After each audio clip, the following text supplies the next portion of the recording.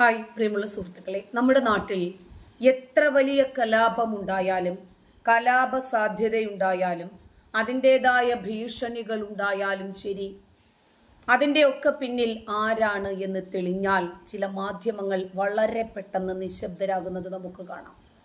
ഇതുവരെ ഇത്തരം സംഭവ വികാസങ്ങളിലെല്ലാം മുക്കാലുകളായിരിക്കുമല്ലോ ഉണ്ടാവുക. അവരെ സംബന്ധിച്ചിടത്തോളം അതൊരു പുണ്യകർമ്മമാണ്. 6-ാം നൂറ്റാണ്ടിലെ മതപുസ്തകത്തിൽ നമ്മളോട് നമ്മുടെ സർവശക്തനായ അള്ളാഹു കൽപ്പിച്ചതാണ് ജിഹാദ്.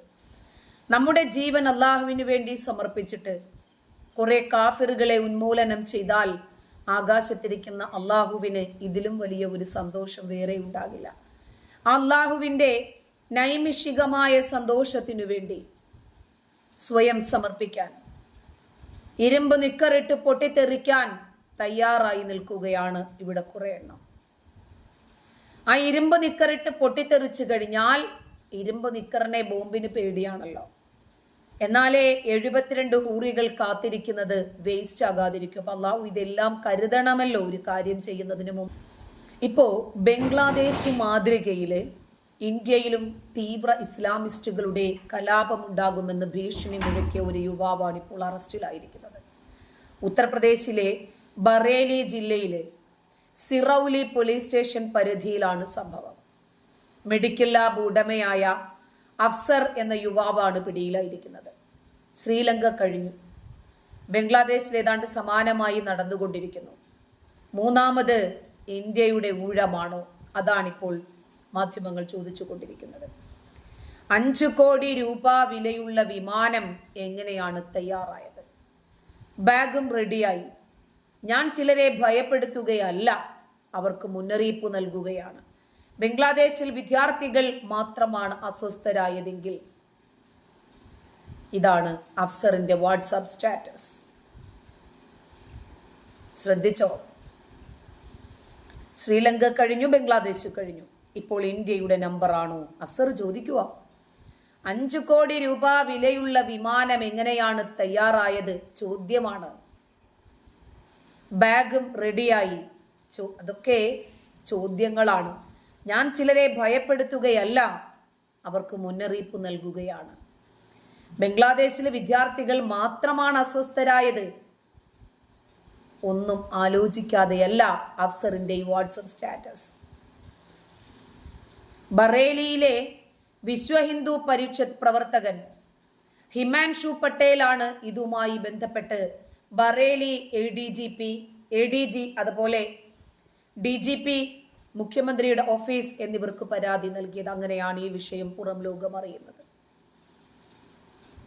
രാജ്യം വിട്ട് ഓടിപ്പോകാൻ ഹിന്ദുക്കളെ പരസ്യമായി ഭീഷണിപ്പെടുത്തുന്നതാണ് അഫ്സറിന്റെ വാട്സാപ്പ് സ്റ്റാറ്റസ് എന്നും ആരോപണമുയർന്നു.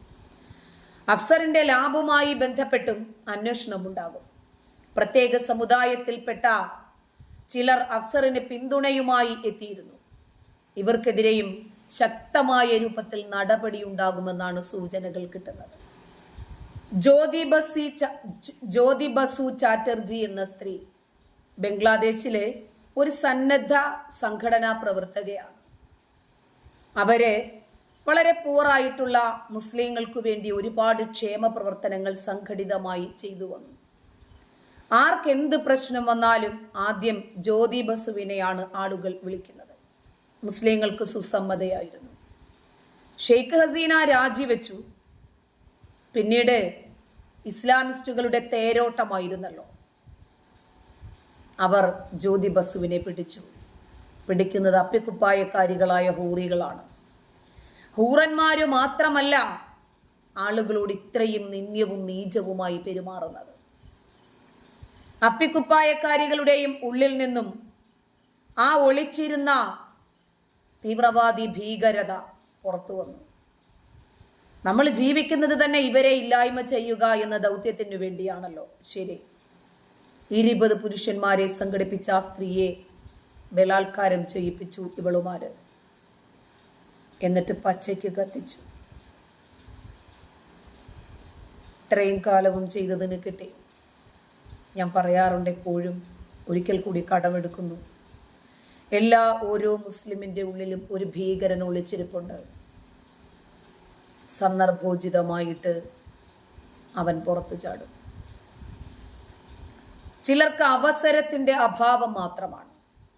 എന്നാൽ മറ്റു ചിലർ നല്ല വിശ്വാസികളല്ല. അവർ മാനവികത കാത്തു സൂക്ഷിക്കുന്ന നല്ല മുസ്ലിങ്ങളാണ്. നല്ല മുസ്ലിം ചീത്ത മുസ്ലിം എന്ന് ഞാൻ വേർതിരിക്കുന്നതല്ല. അവർക്ക് ഈ പുസ്തകക്കെട്ടുകളിൽ എന്താണ് പറഞ്ഞത് എന്ന് നോക്കിയിരിക്കലല്ല ജോലി. അവര് പുസ്തകത്തിന്റെ കുത്തും കോമയും നോക്കി ജീവിക്കുന്നവരല്ല. ഇവിടെ മതേതരത്വം പുലരണം എന്ന് ആഗ്രഹിക്കുന്ന കുറച്ച് മുസ്ലിങ്ങളുണ്ട്. അവർക്ക് ഹിന്ദുക്കളും വേണം, ക്രിസ്ത്യാനികളും വേണം, മതമില്ലാത്തവരും വേണം, ഇതര മതവിഭാഗങ്ങളും വേണം. എല്ലാവരും ഒത്തൊരുമിച്ച് പോകുമ്പോഴുള്ള ഒരു മാധുര്യവും സൗന്ദര്യവും ആസ്വാദനവും ഒന്ന് വേറെയാണ് എന്ന് വിശ്വസിക്കുന്ന കുറച്ചാളുകളുണ്ട്. ഇല്ലെന്നല്ല. എല്ലാ മുസ്ലിങ്ങളും ഭീകരവാദികളാണെന്നല്ല ഞാൻ പറഞ്ഞത്. എല്ലാ മുസ്ലിമിന്റെ ഉള്ളിലും ഒരു ഭീകരൻ ഒളിച്ചിരിപ്പുണ്ട്. സന്ദർഭോചിതമായി ചിലരുടെ ഉള്ളിൽ നിന്നും അത് പുറത്തു വരും. ചിലരത് പഠിച്ചു മനസ്സിലാക്കി, അല്ല മുസ്ലിങ്ങൾ മാത്രമാണ് ഈ ലോകത്ത് ജീവിക്കേണ്ടതെങ്കിൽ പിന്നെ അള്ളാഹു അവരെ മാത്രം സൃഷ്ടിച്ചാൽ മതിയായിരുന്നല്ലോ, എന്താണ് ഇതിൻ്റെയൊക്കെ ആവശ്യം എന്ന നിഗമനത്തിലേക്ക് എത്തും. ഇപ്പോ ഇഫ്താർ വിരുന്നും ദാരിദ്ര്യത്തിൽ നിൽക്കുന്ന മുസ്ലിങ്ങൾക്ക് അന്നദാനവും നൽകുന്ന ക്ഷേത്രങ്ങളെ തകർത്ത് തരിപ്പണമാക്കിയത് കണ്ടോ ബംഗ്ലാദേശില്. ഇപ്പോൾ ഇസ്കോൺ പുറത്തുവിട്ടിട്ടുണ്ട് തകർന്ന ക്ഷേത്രങ്ങളുടെ കണക്ക്.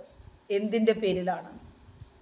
മുസ്ലിം രാജ്യങ്ങളിൽ കാഫിറായ ആളുകൾ ഇങ്ങനെയായിരിക്കും അനുഭവിക്കേണ്ടി വരിക. ഈ സ്വതന്ത്ര ഭാരതത്തിൽ ആരാധനാ സ്വാതന്ത്ര്യം വേണമെന്ന് പറയുന്ന ആളുകൾ കാഫിറുകൾക്കും വിശ്വാസികൾക്കും ഒന്നുപോലെയാണ് നമ്മുടെ രാജ്യത്തിന്റെ സ്വാതന്ത്ര്യവും ഭരണഘടന വിഭാവനം ചെയ്യുന്ന മതേതരത്വവും എന്ന് പറയുന്ന ആളുകൾ ബംഗ്ലാദേശിൽ കൊല്ലപ്പെട്ട ഹിന്ദുക്കൾക്കു വേണ്ടി, ബംഗ്ലാദേശിൽ കൊല്ലപ്പെട്ട അവാമി ലീഗ് പ്രവർത്തകർക്ക് വേണ്ടി നിന്ന് കത്തിയ ഒരുപാട് പാവപ്പെട്ട നല്ലവരായ മനുഷ്യർക്ക് വേണ്ടി ഒരു പിന്തുണ പ്രഖ്യാപിക്കുമോ? അവർക്ക് വേണ്ടി ഒരിറ്റ് കണ്ണുനീർ നിങ്ങളുടെ കണ്ണൊന്ന് നനയുമോ?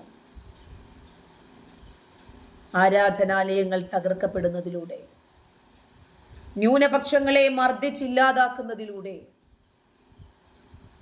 എന്താണ് ഇവർ ലക്ഷ്യം വെക്കുന്നത്? ഞങ്ങൾ മാത്രം മതി ഈ ഭൂമിയിൽ എന്ന ആശയം തന്നെയാണ്. ഹിന്ദുക്കളെ കൂട്ടിയിട്ട് കത്തിക്കുകയും ബലാത്കാരം ചെയ്യുകയും മൃഗീയമായ രൂപത്തിൽ ആ മൃതശരീരങ്ങളോട് പോലും പെരുമാറുകയും ചെയ്യുമ്പോൾ ഗാസയിലേക്കും റാഫയിലേക്കും നോക്കി അവരുടെ കണ്ണീരൊപ്പിയ ആളുകൾ എവിടെ? കേരളത്തിൽ എത്ര പേരാ പ്രതികരിച്ചത് ഈ വിഷയത്തിൽ? അവരുടെ മൗനം അപകടമാണ്. അവർ ഭയക്കുന്നു.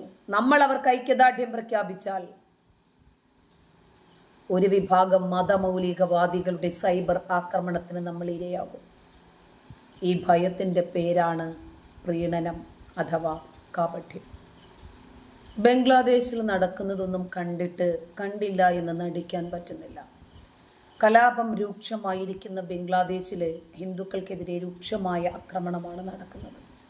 ഇപ്പോൾ രാജ്യത്ത് നിന്ന് ഹിന്ദുക്കളെ പൂർണ്ണമായും ഉന്മൂലനം ചെയ്യണമെന്ന പ്രസ്താവനയുമായി രംഗത്തെത്തിയിരിക്കുകയാണ് മുസ്ലിം മതപുരോഹിതനായ അബു നജം ഫെർണാണ്ടോ ബിൻ അൽ ഇസ്കന്ദർ. ഇസ്ലാമിക് സ്റ്റഡീസിൽ സ്പെഷ്യലൈസ് ചെയ്ത PhD വിദ്യാർത്ഥിയാണെന്ന് സ്വയം അവകാശപ്പെടുകയും 20 വർഷത്തിലേറെയായി ഇസ്ലാമിക ശാസ്ത്രം പഠിപ്പിക്കുകയും ചെയ്യുന്ന അബു നജം അവിശ്വാസികളായ കാഫിറുകളെ ഇല്ലാതാക്കണമെന്നാണ് ആവശ്യപ്പെടുന്നത്. മുഹമ്മദ് നബിയുടെ പാരമ്പര്യങ്ങളും സമ്പ്രദായങ്ങളും അവർ പിന്തുടരണം. ഹിന്ദുക്കൾക്ക് 2 വഴികൾ മാത്രമേ ഉന്നയിക്കാനാവൂ. ഒന്നുകിൽ മുസ്ലിമാകുക, അല്ലെങ്കിൽ മരിക്കുക. മുസ്ലിം രാജ്യങ്ങളിൽ താമസിക്കുമ്പോൾ കീഴ്വഴക്കമുള്ള സ്ഥാനം സ്വീകരിച്ച് അള്ളാഹുവിൽ പങ്കുചേർക്കുക അഥവാ ബഹുദൈവാരാധന എന്ന് വിളിക്കുന്ന വിശ്വാസം ഉപേക്ഷിച്ച് ജീവിക്കുന്ന ഹിന്ദുക്കളുമായി നമുക്കൊരു പ്രശ്നവുമില്ല. ഇനി ബംഗ്ലാദേശ് ഹിന്ദു സ്വാധീനത്തിൽ നിന്നും ഇടപെടലിൽ നിന്നും ശുദ്ധീകരിക്കപ്പെടും. ഒരു മുസ്ലിം രാജ്യത്തും വിഗ്രഹങ്ങൾ ഉണ്ടാകരുത്. ആരെങ്കിലും അവർക്ക് അനുകൂലമായി വാദിച്ചാൽ അവരെ നാട് കടത്തണം. അബൂ നജം എന്ന ഉസ്താദിന്റെ മാത്രം അഭിപ്രായമല്ല ഇത്. 6-ാം നൂറ്റാണ്ടിന്റെ മതം ഉൽപ്പാദിപ്പിക്കുന്ന സംസ്കാരത്തിൽപ്പെട്ടതാണിത്. അമുസ്ലിങ്ങളുടെ വീടുകൾ പൊളിക്കണമെന്നാവശ്യപ്പെടുന്ന ഇസ്ലാമിക നിയമം നടപ്പിലാക്കിയിട്ടില്ലെങ്കിൽ മുസ്ലിങ്ങളെ അള്ളാഹു ശിക്ഷിക്കുമെന്നും അബൂ നജം പറയുന്നു.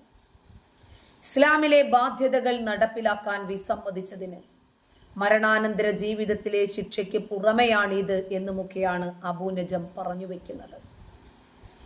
ബംഗ്ലാദേശിൽ ധാരാളം ഫോളോവേഴ്സ് ഉള്ള ഒരു മതപുരോഹിതനാണ് ഇദ്ദേഹം. നിങ്ങൾ ആര് യൂട്യൂബിലോ ഗൂഗിൾ പ്ലാറ്റ്ഫോമിലോ അബൂ നജം എന്നടിച്ചു കൊടുത്താൽ ഇത് കിട്ടും.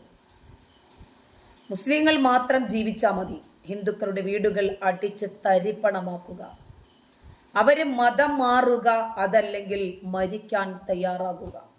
നല്ല രണ്ടാശയങ്ങൾ അല്ലേ? ഈ സാഹചര്യത്തിൽ പ്രായോഗികമാക്കാൻ പറ്റുന്ന നല്ല ഉപദേശം.